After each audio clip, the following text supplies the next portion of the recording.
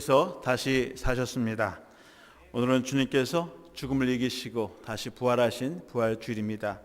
우리 이 아침 우리 앞에 옆에 뒤에 계신 분들하고 우리 부활절 인사를 나누겠습니다.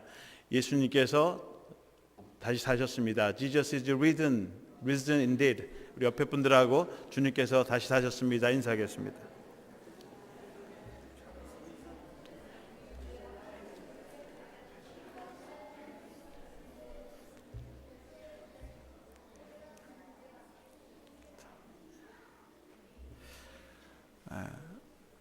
새싹이 돋아나고 또 꽃이 피고 만물이 소생하는 봄의 계절에 주님께서 우리들에게 부활이라고 하는 특별한 선물을 우리들에게 주셨습니다. 죽은 자들에게는 다시 살아난다고 하는 부활의 소망을 주셨고, 살아있는 자들에게는 죽지 않고 영원히 살 수 있다고 하는 그런 소망을 주셨습니다.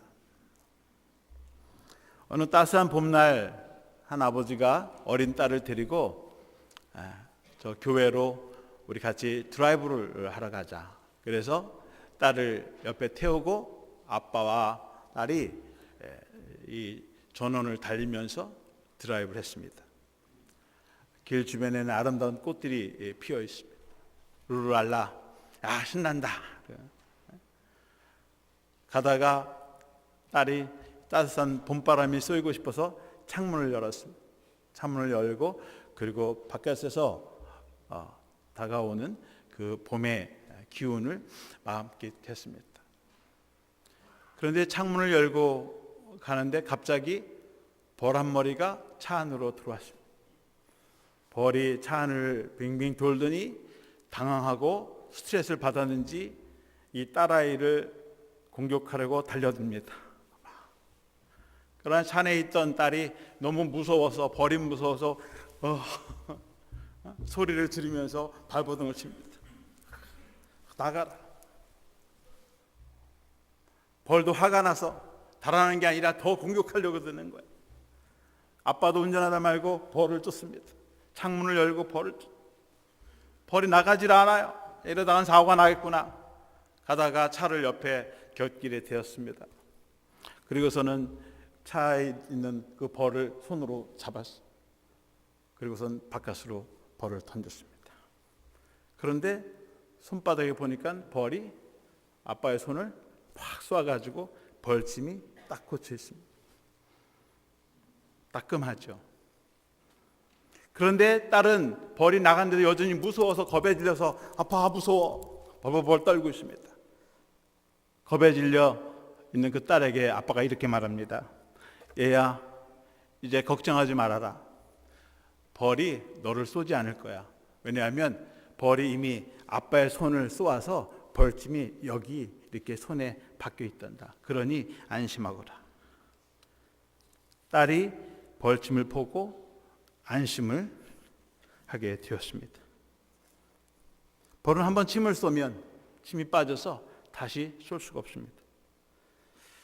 고린도전서 15장 55절에 보시면 사망아 너의 승리가 어디 있느냐, 사망아 네가 쏘는 것이 어디 있느냐. 태초에 인간은 사단의 유혹에 빠져서 죄로 말미암아 사망의 독침을 맞았어요. 그래서 우리는 죽을 수밖에 없는 그런 존재가 되었습니다. 그런데 예수 그리스도를 믿는 사람은 사망의 독침을 맞아도 죽지 않습니다. 잠시 따끔할 뿐입니다. 왜냐하면 주님께서 이미 사망의 독침을 우리를 대신해서 맞아주셨기 때문에 더 이상 그 사망의 권세가 우리를 넘어뜨리지 못하는 것입니다. 이미 그 독침이 주님의 십자가에 함께 박혀있고 우리는 그 주님을 대신해서 그 능력으로 우리는 죽지 않고 영원히 살게 되는 것입니다. 여러분, 세상의 모든 사람은 누구나 죽습니다. 병에 걸려서 죽습니다. 혹은 사고가 나서 죽습니다. 혹은 테러나 전쟁에 희생이 되어서 죽을 수도 있습니다. 나이가 들어서 노환에 죽을 수도 있고 수명이 다 돼서 죽을 수도 있습니다. 인간은 누구나 태어나서 한 번쯤은 다 죽습니다. 죽음의 문제 앞에서 피해갈 수 있는 사람은 없습니다. 그런데 예수 그리스도를 믿는 사람들은 죽지 않습니다. 죽었다가도 다시 살아납니다. 왜냐하면 예수님께서 이미 우리를 대신해서 독침을 맞고 죽으시고 다시 살아나셨기 때문에 우리는 죽지 않습니다. 주님은 부활의 면역성을 가지고 계십니다. 주님을 믿고 의지하면 우리들도 부활의 소망과 영원한 생명을 얻게 되는 것입니다. 오늘 요한복음 11장의 말씀에는 예수님께서 병에 걸려 죽은 나사로를 다시 살리는 말씀이 기록되어 있습니다. 부활의 말씀입니다.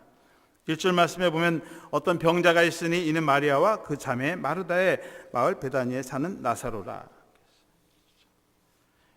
옛날에 두 자매와 한 형제 3남매가 살았어요. 부모님 얘기가 나오는 거 보지 않으니까 일찍이 부모님이 돌아가셨나 봐요. 3남매가 서로 의지하면서 열심히 살아갑니다. 그런데 그 중에 오라비가 병에 걸려서 죽게 되었습니다. 사랑하는 오라비가 병에 걸려서 오늘래 하고 있으니까 마리아와 마르다가 저 예수님 멀리 계지 않으시니까 예수님이 빨리 불러다가 우리 오라버니를 살려줘야 되겠다. 그래서 사람을 보냈습니다. 그리고 열심히 병간을 했습니다. 이제나 저제나 예수님이 오시겠지. 예수님이 오시면 우리 오라버니 살아갈 수 있을 거야. 그 희망을 가지고 주님을 기다렸습니다. 사람들이 예수님에게 찾아가서 당신이 사랑하는 나사로가 지금 병에 걸렸습니다. 다 죽게 되었습니다. 얼른 오셔서 고쳐주십시오. 그런데 오늘 본문의 5절 6절에 보시면 예수께서 본래 마르다와 그 동생과 나사로를 사랑하시더니 나사로가 병들었다함을 들으시고 그 계시던 곳에 이틀을 더 유하시고 그랬어요. 이 성경을 읽으면 뭔가 잘못된 것 같아요. 저는 이렇게 써야 맞다고 생각합니다. 예수께서 본래 마르다와 그 동생과 나사로를 사랑하시더니 나사로가 병들었다함을 들으시고 한 걸음으로 달려왔다. 가장 사랑하는 사람이 병이 들어 죽게 되었습니다. 그렇다면 그 소식을 듣자마자 달려가서 기도해 주시고 이전에 다른 병자들을 고쳐주신 것처럼 더 빨리 죽기 전에 이 죽어가는 나사로를 살리셔야 되는 거예요. 그런데 성경에는 그 계시던 곳에 이틀 더 유하셨다. 이 말씀을 들으면 정말 예수님께서 본래 마르다와 마리아 이 나사로 삼남매를 정말 사랑하셨는가라는 의문을 하게 되는 것입니다. 우리의 상식이나 통념으로는 전혀 이해가 되지 않는 말씀입니다. 왜 주님은 병에 걸려있는 이 나사로, 또 죽어가는 나사로, 또 지체하면 죽을지도 모르는 이 나사로를 두고 왜 의도적으로 이틀을 더 유하셨는가? 이틀을 더 유하시고 그리고 오는데 이틀 걸려서 나흘이나 되어서야 나사로의 집에 들어가게 됐습니다. 그렇다면 왜 예수님은 더 일찍 오셔서 죽기 전에 나사로를 고쳐주시지 왜 나흘이나 시간을 지체하면서 죽게 만드셨는가 하는 것입니다. 예수님은 그 소리를 듣고 아랑곳하지 않고 그저 평소처럼 자기 하던 일 다 하고 볼 일 다 보시고 그리고 시간을 지체하시고 그리고 여유 있게 평정심을 잃지 않고 나흘이 되어서야 베다니 이 마을 나사로의 집에 도착한 게 된 것입니다.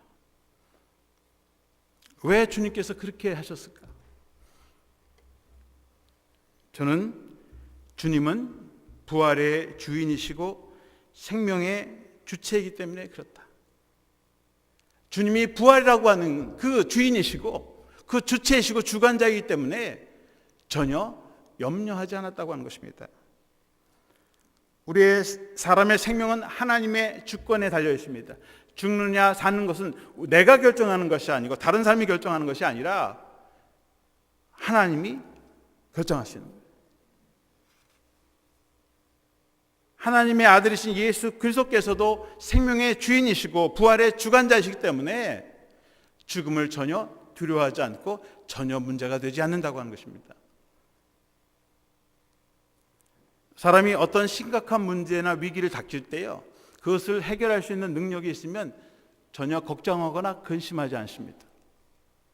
어떤 다급한 일이 생기고 위급한 일이 생길 때 이걸 내가 어떻게 감당하지? 내 힘으로는 부족한데 라고 할 때 걱정이 되기 시작하고 근심이 시작이 됩니다. 여러분, 아이가 대학을 갑니다. 그런데 대학 입학금 등록금이 필요해요. 그런데 세이빙 어카운트에 돈이 넉넉하게 있으면 걱정이 안 되죠. 그런데 세이빙 어카운트에 돈이 없고 매일매일 살아가는 사람은 이거 어떡하지? 우리 애 대학 가는데 적어도 5만 불이 필요한데 이거 어떡하지? 근심하게 되고 걱정하게 되는 거예요. 운전을 잘하는 사람은 운전하는 거 걱정되지 않습니다. 그런데 운전을 못하는 사람들 혹은 초보자들은 운전하려고 그러면 벌벌 떨죠. 핸들만 잡으면 벌벌 떠서. 수영을 잘하는 사람들은 물을 두려워하지 않습니다. 그런데 수영을 못하는 사람들은 깊은 곳에 들어가면 무서워합니다. 그래서 물가에 절대 가지 않는 사람도 있습니다. 어린아이들은 벌을 보면 무서워서 떨어요. 그런데 아빠들은 벌 때문에 무서워서 무서워로 숨지 않습니다. 쫓아내죠. 물으려면 물어라. 물어봤자 손 따끔할 것이고 부어 올리면 약 한번 바르면 끝나니까 그렇게 두려워하지 않습니다. 내가 감당할 수 있는 문제가 어떤 문제라도 내가 충분히 감당하고 이길 수 있는 능력이 나에게 있으면 전혀 두려워하지 않는 것입니다. 주님은 생명의 주인이세요. 죽은 사람들로 살리시고 영원한 생명을 우리에게 주셨기 때문에 당신에게는 생명의 문제가 되지 않습니다. 질병 문제가 되지 않습니다. 그래서 담대한 것입니다. 왜냐하면 주님이 영원한 생명을 소유하시고 그 생명을 주관하시는 주체이시기 때문에 그렇습니다. 믿습니까? 주님께서 이 죽음의 문제를 닥쳤을 때 주님은 우리가 생각하는 죽음의 문제를 다르게 보았습니다. 11절에 보시면 이르시되 우리 친구 나사로가 잠들었다. 그러나 내가 깨우러 가노라. 주님이 보시는 죽음의 개념은 영원히 죽는, 사라지는 실패와 절망, 아픔, 슬픔이 아니라 잠시 낮잠을 자는, 그래서 가서 깨우는 정도로 보았다고 하는 것입니다. 여러분, 집에 아이들이 잠을 자고 있습니다. 깨우는 거, 쟤 낮잠 잤는데 쟤 어떻게 깨우지? 걱정하는 부모님 있습니까? 아빠가 잠을 자고 있는데, 낮잠 자고 있는데 애들이 엄마가 아빠 좀 깨워라 하면 내가 무서워서 아빠를 어떻게 깨워? 두려워하는 사람이 없습니다. 가서 아빠 일어나세요. 일어나세요 그러면 쉽게 깨울 수 있는 거예요. 주님이 그런 거예요. 죽음에 대해서 아주 쉽게 낮잠 자니까 가서 깨우면 돼. 괜찮아, 염려하지 마라. 그런 것이죠. 그렇습니다. 여러분, 기독교인들에게 있어서 죽음이라고 하는 것은 잠시 동안 잠자는 낮잠 혹은 깊은 편안한 잠 정도에 이를 것입니다. 왜냐하면 다시 일어나게 될 것이니까요.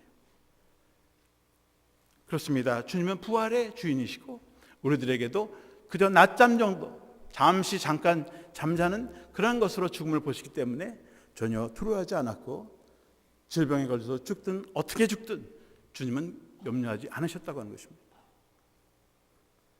부활은 현재적인 사건입니다.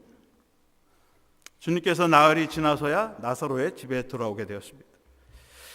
나사로의 집에 오니까 난리가 났죠. 동네 사람들이 다 모여서 장례를 다 치르고 다 매장을 하고 그런 상태입니다.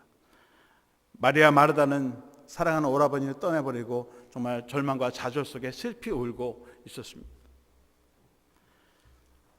예수님이 오셨다는 소식을 듣고 제일 먼저 마르다가 뛰어나왔습니다. 그리고 하는 말이 21절에 보시면 마르다가 예수께 여짜오되 주께서 여기 계셨더라면 내 오라버니가 죽지 아니하였겠나이다. 주님, 좀 원망조도 섞였는지 모르겠어요. 주님이 여기 계셨더라면 우리 오라버니가 죽지 않았을 것입니다. 아니, 조금만 빨리 왔더라면 죽지 않고 우리 오라버니가 다시 살아날 수 있을 것입니다. 왜 이렇게 늦게 오셨습니까? 그럼 때로는 우리가 원하는 타이밍에 주님께서 그 타이밍에 맞춰서 오시지 않을 때가 있다는 거죠. 왜냐하면 하나님의 영광을, 더 큰 영광을 보게 하기 위해서. 그러니까 예수님께서 이렇게 말씀하십니다. 네 오라비가 다시 살아나리라. 주님께서 네 오라비가 다시 살아날 것이니 염려하지 마라 그런 거예요. 참 기가 막힐 노릇이죠. 죽은 자기 오라버니가 다시 살아난다. 유대인들이 보통 추상집에 방문하면 가장 많이 위로하는 말이 그 당시에 하나님께서 이분을 다시 살려줄 것입니다. 그런 말로 위로를 한답니다. 저도 상을 당하신 분들을 만나거나 이제 조문을 가게 되면 그 다음에 천국에 가시면 다시 만날 수 있습니다. 지난 주간에 우리 조순영 교우님 아드님을 하늘나라로 먼저 떠나보내셨어요. 정말 그 어머니의 마음이 얼마나 아픈지 모르겠어요. 가족들이 조지아에 갔다가 오셨습니다. 제가 위로할 말씀이 없어요. 제가 고작 드릴 수 있는 말씀은 아드님이 이제 천국 가셨으니 우리 천국에 가면 다시 만날 것입니다. 그런 위로의 말씀을 해요. 죽은 나사로가 다시 살아날 것이라고 하는 그 말은 마리아와 마르다에게 그렇게 위로가 되지 않습니다. 왜냐하면 이미 많은 조문객들에게 이 다음에 천국에 가면 다시 나사로로 오라버니를 만날 수 있을 거야. 그러니 그 소망을 가지고 가십시오. 그런데 24절에 보면 마르다가 이르되 마지막 날 부활 때에는 다시 살아날 줄 내가 아나이다. 나도 그 정도는 압니다. 이 사두개파 사람들은 제사장 또 당시 그 사회 높은 지위층에 있는 사람들은 부활을 믿지 않았어요. 유대인들 중에도 부활을 믿는 사람과 믿지 않는 두 계열의 사람들이 있는데 이 현실이 지금 이 땅이 하나님의 천국이라고 믿고 지금 여기서 누리는 축복이 하나님의 축복이라고 믿었던 당시 잘 사는 상류층 사람들은 부활이 필요 없고 하늘나라가 필요가 없는 거예요. 그래서 안 믿어요. 그런데 가난하게 사는 노동자, 농민들, 그 당시에 천대를 받는 사람들은 열심히 모세를 뼈따라 살면은 이 다음에 죽어서 하나님의 나라를 간다고 하는 부활의 신앙을 가지고 있었습니다. 마르다도 바리새인처럼 가난한 어려운 형편에 있는 사람이었기 때문에 하늘에 대한 소망과 부활을 믿었어요. 이 다음에 마지막 때에 내가 죽으면 다시 살아나서 나사로를 만날 수 있다고 하는 그 미래적인 종말론, 미래적인 부활에 대한 그 믿음은 마르다에게도 있었습니다.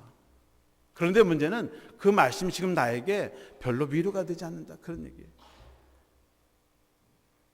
그런데 주님께서 나는 부활이요 생명이다. 나를 믿는 자는 죽어도 살겠고 살아서 믿는 자는 영원히 죽지 아니한다. 그 말씀은 이 다음에 죽어서 저 천국에 가면 다시 살아날 거라고 하는 미래에 있는 부활이 아니라 지금 여기에서 지금 우리가 경험할 수 있는 현재적인 사건이다라고 하는 것을 말씀하고 있는 것입니다.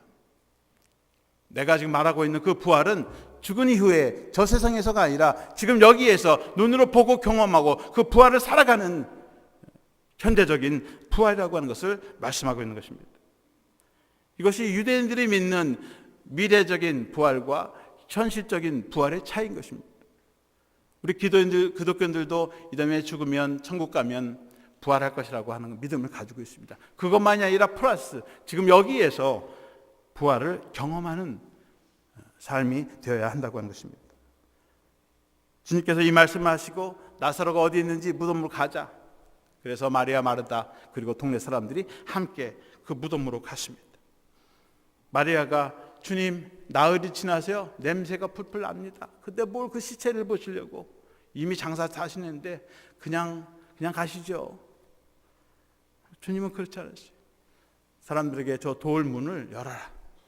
돌문을 열었습니다. 그리고서는 43절에 큰 소리로 나사로야 이리 나오너라.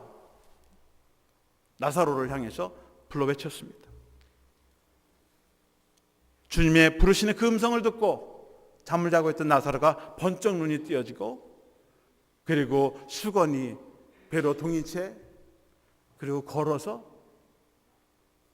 무덤 밖으로 나왔습니다. 어둡고 캄캄한 죽음에 꽁꽁 묶였던 나사로가 밝은 땅으로, 밝은 세상으로 다시 나오게 되었습니다.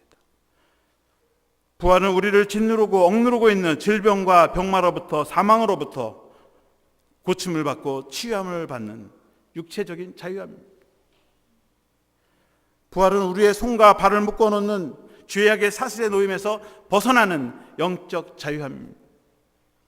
사업의 실패, 인생의 실패, 자기의 꿈이 산산조각 나는 그러한 절망과 좌절 속에서 새로운 희망과 소망을 품고 다시 일어나는 정신적인 부활입니다. 예수 그리스도를 믿는 믿음을 통해서 부활하신 주님과 함께 그 능력으로 우리의 육신이 다시 태어나고 주님의 영으로 다시 거듭나는 것, 바로 그것이 부활입니다. 지금 여기에서 우리의 매일매일 삶 가운데서 경험하는 사건이 바로 부활이라고 하는 것입니다. 그렇게 따져본다면 우리 인생길에 정말 바닥을 치는 경험, 좌절과 절망 가운데 빠져있던 그런 경험들, 그런 삶의 순간 속에서 우리를 다시 일으켜 주시고 지금 여기까지 인도하신 것이 바로 하나님의 부활의 능력이요, 그 경험이 바로 우리의 산 부활의 증거인 줄로 믿습니다. 부활을 경험하는 거예요, 날마다. 그래서 매일매일 그 부활을 경험하면서 그 부활이 영원까지 지속되고 마지막 날에 그 부활하신 주님과 함께 부활의 삶을, 영원한 삶을 누리는 것입니다. 부활은 변화된 삶을 사는 것입니다. 전에는 육신적인 생각 혹은 세상의 정욕에 빠져 살다가 이제는 주님의 영으로 변화되어서 주님과 함께 주님을 원하시는 삶을 동행하면서 살아가는 것입니다. 여러분, 죽었다가 다시 살아난 나사로, 또 마리아 마르다가 그 이후에 어떠한 삶을 살았을까요? 궁금하지 않으세요? 여러분, 요한복음 12장 바로 다음 장에 가면 마리아 마르다 나사로의 모습이 한 장면이 소개되고 있습니다. 나사로가 이 부활을 경험하고 나서 시간이 얼마 동안 흐른 뒤에 예수님께서 다시 나사로를 방문하게 되었습니다. 나사로가 있는 그 베다니 마을을 방문하게 되었습니다. 요한복음 12장 2절과 3절 말씀에 거기서 예수를 위하여 잔치할세 마르다는 일을 하고 나사로는 예수와 함께 앉은 자 중에 있더라. 마리아는 지극히 비싼 향유 곧 순전한 나드 한 근을 가져다가 예수의 발에 붓고 자기 머리털로 그의 발을 닦으니 향유 냄새가 집에 가득하더라.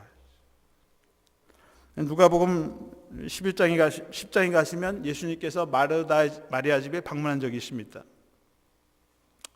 그런데 마리아 집을 방문할 때 마르다는 부엌에서 일을 하고 있었고 마리아는 예수님 발 앞에서 말씀을 듣고 있었어요. 그런데 이 12장에 와서 보니까 마르다도 지금 남의 집에 예수님을 위해서 잔치를 벌였는데 그 집에 이 3남매가 그 집을 방문하게 된 거예요. 내 집이 아닙니다. 그런데 마르다는 손님이죠. 그런데 뭘 하고 있냐면 부엌에 들어가서 잔치할 때 마르다는 일을 하고 그랬어요. 무슨 일 했는지 모르지만 마르다는 원래 밥하고 이런 청소하고 이런 일을 좋아하니까, 집안일 하는 거 좋아하니까 아마 주인집 여인을 도와서 아마 부엌에서 열심히 일을 하고 있는지 모릅니다. 그런데 자신의 집에 돌아 있었을 때는 부엌에서 일을 하면서 불평을 하죠. 저 마리아 좀 불러서 저 일 좀 하게 해주세요. 나 혼자 왜 이거 합니까? 근데 오늘 본문에 보면 마르다는 일을 하고 있었다. 불평했다는 말이 없이 자신의 일에 최선을 다해서 자기가 맡겨진 일에 성실하게 임하고 있었다. 그런 말씀입니다. 아주 편안한 모습. 나사로는 예수와 함께 앉은 장에 있더라 그랬어요. 그런데 누가복음 11장에 예수님께서 나사로의 집에 방문했을 때 이상하게 나사로는 보이지가 않아요. 마르다는 예수님을 대접하기 위해서 열심히 부엌에서 일을 했고 마리아는 예수님 옆에서 예수님의 말씀에 경청을 했고, 그런데 나사로는 어디 있는지 보이질 않아요. 여러분, 예수님은 당대의 슈퍼스타입니다. 모든 사람들이 만나기를 원하고 그분의 말씀을 듣기를 원하고 그분 얼굴 뵙기를 원할 때 자기 집에 오셨는데 또 사랑했다고 했어요. 가장 사랑하는 손님이 자기 집에 왔는데 나사로는 어디 갔는지 보이지가 않아요. 어디 갔을까요? 잠시 화장실을 갔는지 아니면 친구를 만나러 갔는지 일을 하러 갔는지 모르겠지만 문제는 집 안에 없고 집 밖으로 나갔다. 어떻게 보면 세상에서 방황하고 있는지도 몰라요. 어둡고 캄캄한 세상길에서 방황하고 있는 나사로인지도 모릅니다. 자기 집에 예수님이 오셨을 때 그는 영접하지 않았습니다. 그는 상관없이 관심 없이 자기의 일에 매진하고 있었습니다. 그런데 오늘 본문에는 나사로가 예수님 곁에 앉았습니다. 앉아서 예수님의 말씀을 듣고 있었다는 것이죠. 예수님의 관심조차도 무관심했던 그 사람이 이제는 예수님과 함께 말씀을 들으며 동행하는 삶을 살았다고 하는 것입니다. 그런데 요한복음 12장 그 9절에 가시면 이렇게 기록되어 있습니다. 유대인들의 큰 무리가 예수께서 여기 계신 줄 알고 오니 이는 예수만 보기 위함이 아니요 죽은 자 가운데서 살리신 나사로도 보려 함이로라. 사람들이 이 집에 많이 모였어요. 예수님이 왔다는 소식을 듣고 왔습니다. 그런데 예수님만 보려고 온 것이 아니라 죽었다고 다시 살아났다고 하는 이 소문난 나사로를 직접 보기 위해서 사람들이 왔다는 것입니다. 다시 말하면 나사로는 자기가 죽었다 다시 살아난 그 체험을 사람들에게 증거하고 보여주는 그런 증인된 삶을 살았다고 하는 것입니다. 이제는 부활의 산증이 되었고 부활의 신앙을 전파하는 전도자로 바뀌어졌다고 하는 것입니다. 10절과 11절에 보시면 대제사장들이 나사로까지 죽이려고 모이하니 나사로 때문에 많은 유대인이 가서 예수를 믿음이러라. 대제사장들이 예수님을 죽이려고 모이하는데 이제는 자신들이 만들어놓은 살생부에 누구까지 들어가냐면 나사로까지 살생부에 딱 들어갔어요. 예수만이 아니라 저 나사로도 죽여라. 왜냐하면 저 친구 때문에 예수님을 믿는 사람이 많이 늘어난다는 거예요. 나사로가 자신의 부활의 산 증거를 보여줄 뿐만 아니라 그를 통해서 예수님을 전파하는 그런 역사가 일어났다고 하는 것입니다. 이것이 부활의 삶이죠. 자기 삶 사건 속에서 일어난 그 만난 부활의 산 증거들 자기만 간직하는 것이 아니라 사람들에게 보이고 알려주어서 많은 사람들이 예수를 믿도록 하는 그러한 전도의 사명을 감당하게 됐다는 것입니다. 여러분, 마리아는 어떻습니까? 예수님께서 이 마리아 집에 들어올 때는 마리아는 예수님의 발 앞에서 예수님의 말씀을 경청했습니다. 얼마나 좋은 겁니까? 그런데 마르다 입장에서 보면 굉장히 얌체 같은 거예요. 쟤는 바빠 죽겠는데 와서 도와주지 않고 예수님 발 앞에 앉아가지고 말씀만 들어. 이 얄미운, 이기적이고 자기밖에 모르는 그런 마리아. 물론 정당화될 수 있어. 나 예수님 말씀 듣기만 하면 되는데. 물론 그렇죠. 그런데 오늘 요한복음 10장에 와서는 가장 아끼고 소중한 옥합을 깨뜨려서 200데나리온 굉장히 비싼 나드 한 근을 가져다가 옥합을 깨뜨려서 주님 발에 붓고 자기 머리카락으로 예수님의 발을 씻겨주는 헌신하는 모습이 나옵니다. 말씀을 듣고 그 말씀으로 변화를 받으니까 자기만이 아니라 이제는 자기가 가진 것을 주님께 나와서 아낌없이 내어드리는, 그래서 예수님의 장례를 미리 치러줬다고 오히려 칭찬받는 여인이 되었다고 하는 것입니다. 가장 비싼 것을 드렸다고 하는 것이 중요한 게 아니라 가장 소중하게 여기는 것을 아낌없이 주님께 드렸다는 거예요. 자기가 가지고 있는 재능, 은사, 자신이 가지고 있는 것을 주님께 드리는 그런 사람으로 변화되었다고 하는 것입니다. 부활의 삶이라고 하는 것은 우리의 매일의 삶 속에서 한 걸음씩 한 걸음씩 새로운 믿음의 삶을 향해서 앞으로 나아가는 것입니다. 꼭 죽었다가 다시 살아나야만 하는 그런 어떤 기적적인 혹은 어떤 신비적인 체험만이 아니라 매일의 삶 속에서 주님의 말씀을 듣고 그리고 주님과 동행하면서 우리의 삶이 주님이 원하시는 삶의 모습으로 조금씩 변화되고 성장해 나가는 것, 바로 그것이 부활의 삶인 것입니다. 변하지 않고 성장하지 않고 그 자리에서 나는 이제 다 됐다, 그리고 그 자리에서 계속 머물고 맴돌고 있다면 그 신앙은 죽은 신앙이고 부활이 없는 신앙입니다. 여러분, 기독교는 부활의 종교예요. 다른 교단도 부활이 있고 다른 종교도 부활이 있는 그런 종교가 아닙니다. 새로운 도전과 변화를 경험하고 실천하는 개인이나 교회가 부활을 사는 사람이요 교회입니다. 몇 년 전에 멜 깁슨이 감독하고 주연을 맡았던 더 패션 오브 크라이스트라는 영화가 있습니다. 여러분들 많이 보셨을 거예요. 굉장히 잔인하고 리얼하게 해서 노약자는 보지 않는 게 좋겠다고 해서 한때 굉장히 많은 그 풍문이 있었던 그런 영화입니다. 그런데 예수님께서 한 장면이 생각이 나는데, 예수님께서 십자가를 지고 골고다 언덕길을 올라가십니다. 그러다가 지쳐서 쓰러지고 넘어지십니다.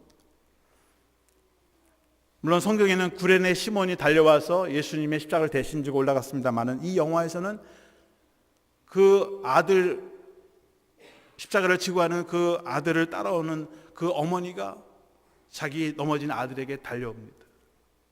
수건을 가지고 땀을 닦아줘요.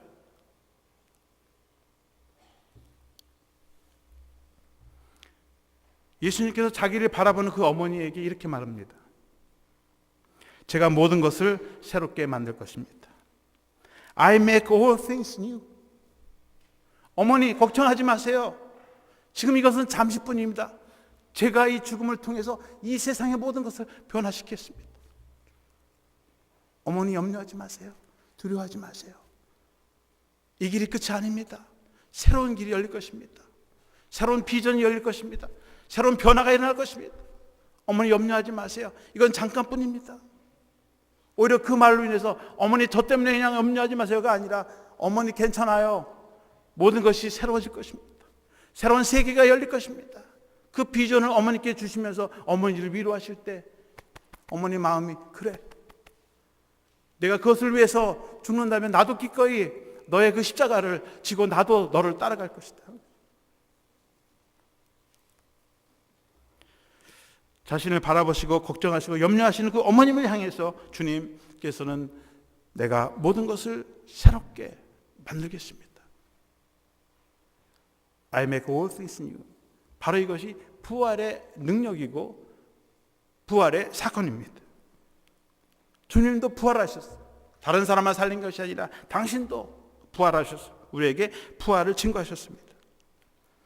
주님께서 이 세상을 새롭게 만드시는 그 부활의 능력이, 부활의 소망이 오늘 부활하신 주님을 맞이하는 저와 여러분들의 부활의 능력이 되시기를 축원합니다. 그 부활의 기쁨과 감격을 가지시고 매일매일 부활을 경험하면서 증거하면서 부활의 산증인이 되시는 저와 여러분들이 되시기를 주님의 이름으로 축원합니다.